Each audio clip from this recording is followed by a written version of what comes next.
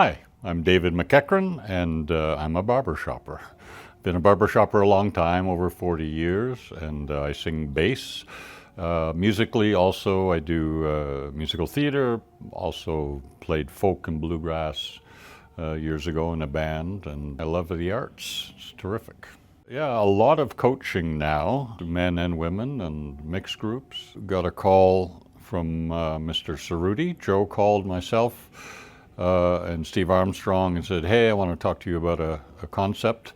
Now, Joe and I had gone to see Harmony, the Broadway show. And when we left the show, I remember being annoyed or even a little angry that here's an unbelievably famous group that I'd never heard of because they were silenced inappropriately.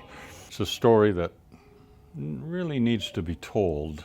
So my role has been to work through concept with the team and coaching the actual performance, the staging of it, working with them. 𝘏𝘢𝘳𝘮𝘰𝘯𝘺 has done a great job on choreography, and my job now is to get it all rounded and in as clean a performance and as effective as possible.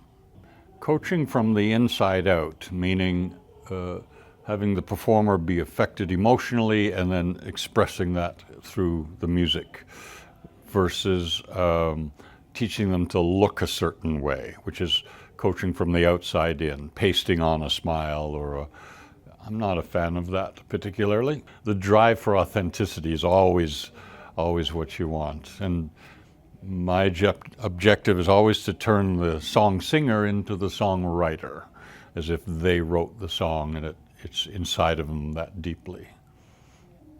How do you take people who are hobbyist singers and turn them into excellent performers? That is the challenge, for sure. The biggest challenge, there's a couple. One is getting people to park their dignity. If they park their dignity, then their expressiveness won't have walls up to protect themselves. And also, again, teaching them not to show us how emotional they are, but to be emotional so we can observe them. Be the songwriter versus the song singer. So these are terms I use to prompt them and remind them what we actually talked about. Those are the short form labels of what we talked about. 𝘏𝘢's not here, so I can say bad things. Okay. 𝘏𝘢, I love you. 𝘏𝘢𝘳𝘮 is super talented, not just in choreography. Obviously, he's got all kinds of theatrical talents. He choreographed the piece, but there's a section in there where the harmonists have a dance with a mop, and it's really clown-based. So 𝘏𝘢 choreographed it, but I worked with them on the character execution of it, if you will. It's linking the movement to what they're expressing. So it's marrying those two, and to the music, as well. It's getting it all so that it's inside of them and just becomes part of their expression. There's been a huge leap up. The chorus is, there's different stages of development for a performance or a show. As soon as possible, you want to be digging into the actual performance delivery. You're learning notes and words, and we're fussing with the arrangement a little bit. The dialogue that's in this particular production, working and reworking that. Now we're at the stage where the chorus is internalizing the music and the scene and the situation and becoming more of the characters that we need. The biggest challenge for a performer, I believe, is emotional preparation, emotional engagement, getting prepared emotionally and remaining emotionally engaged throughout a performance. That's the toughest job. Learning notes and words is the easiest thing in the world compared to that.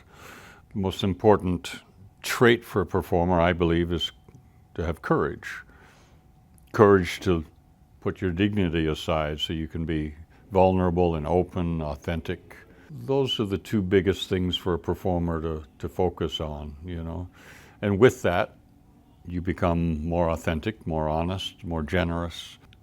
Philosophically, if we go back to that for a moment, we talk about the gift we give the audience, and that reference is typically referring to the actual performance. And that might be a gift, but that's not the intentional gift to give an audience. A real gift is the gift of courage, gift of willingness, generosity, honesty, and the gift of effort. I think that's the actual gift. A successful retreat for me is being on the plane, flying home, and thinking back. I hope that when I've left, they have the tools, the understanding of the concepts to carry on what we started and to keep improving as performers. And in addition to that, I just hope that they're inspired, because that gets you as far as hard work, and maybe even farther. I'll be in St. Louis. You should be as well. It's going to be a heck of a show. I think it's going to be a special performance. I think it's going to have a lovely impact.